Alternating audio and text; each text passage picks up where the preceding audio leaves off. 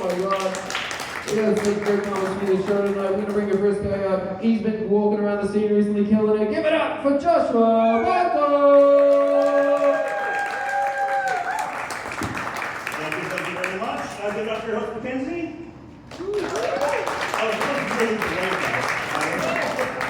Well, let's see how this goes. If it goes poorly, the door's right here, it's fine. But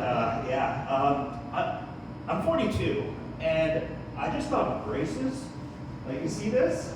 It's pretty fucked up. Like, it turns out it answers the question that yes, there is a wrong way to have a midlife crisis. Like this is just, it's just not the right way to do it. But yeah, like, I mean, I'm forgetting stuff here.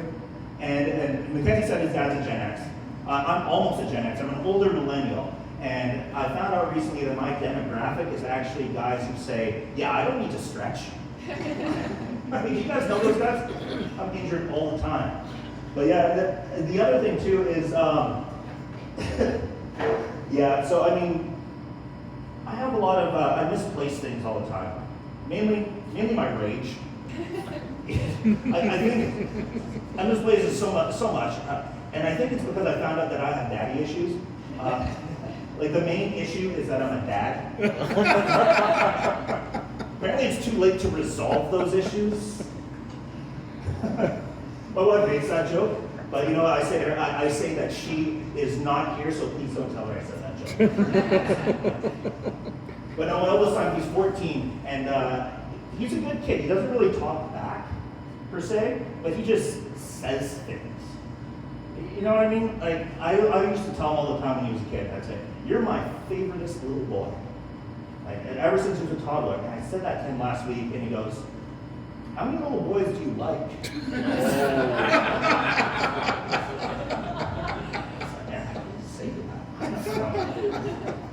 But my favorite thing about it is like when you have the kids like that, you can watch TV and like cartoons like that you used to watch with them. And my favorite was Teenage Mutant Ninja Turtles. You guys remember that? Teenage Mutant Ninja Turtles. Heroes in a Half Shell. What's with the masks? Hey, are you afraid that we're going to confuse you with the generic other non-Ninja Turtles? I don't think they really realize what a mask is for, because it's to obscure identifying features. Like if Shaq walked in here, 7'1", wearing a Ninja Turtle mask, I'd be like, your black ass is still Shaq. Like if I walk in here dressed as a Ninja Turtle, with a mask, butt naked, holding nunchucks, I would still go to jail. I was groomed by a rat. Oh, bet money. Splinters in the Epstein files. Like, I bet it's has to be. But, I don't know. You guys ever think, if I were a tree, how horrific would telephone poles be? Ever think about that? Like, on my street would just be evenly spaced, skinned bodies with their limbs cut off. That's what it would be. And like picket white fences are just sharpened bones of my ancestors. But then I'm sitting here as a tree and I can't move, and I'm just rock hard because I'm a tree, right? But don't judge me for what I am or what I like. So. No, but yeah, the other thing too is you're probably wondering, like, hey, what kind of Asian is he? You're not, but for this joke you are. I'm Filipino, and I'm like brown on the outside and white on the inside, right? So people sometimes call me a coconut, but usually they call me the coconut because when I go to the beach, hidden in the bushes, rock hard. But I'm 6'2". I'm a 6'2" tall Filipino. The average height of a Filipino male is 5'4", and the most popular sport is basketball. I'm 6'2" and I don't play basketball. Do you know what it's like to be a cultural disappointment? It's crazy. I went to the Philippines. I went to the Nike store, and I wanted to buy shoes. I'm a size 12, size 13, and the guy was like, "Sorry, all we have is a size 9." He even checked in the back. And I was like, I can see the kid making it in the back.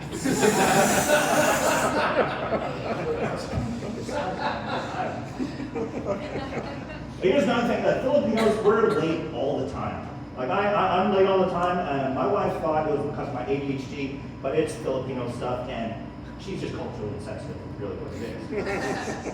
Like Filipinos are so late, they'll do abortions until the 5th trimester. Like it's called Filipino time. And I mean, if there was a Filipino superhero, that would be his catchphrase. He'd like bust in and be like, it's Filipino time.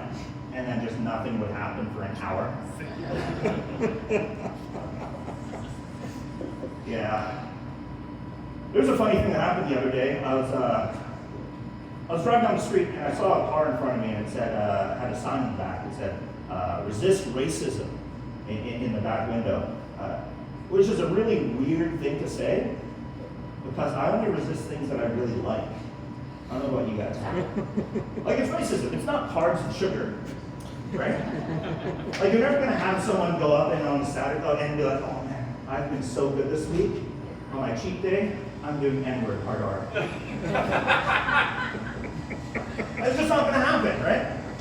And I hate racism too, just like everyone else. And I mean, I don't want him to hate people or whatever just because. So I cut him off. Give him a reason to hate. I feel like I'm doing the Lord's work. That's what it is. But yeah, I'll tell you just one last story here. It's just the most confusing racist story that ever happened to me. And this is a 100% true story. I was driving downtown and I was turning right, and this lady was on the corner just yelling at people, just going like, "White hate, fuck white people," which is weird because she was blonde and blue-eyed.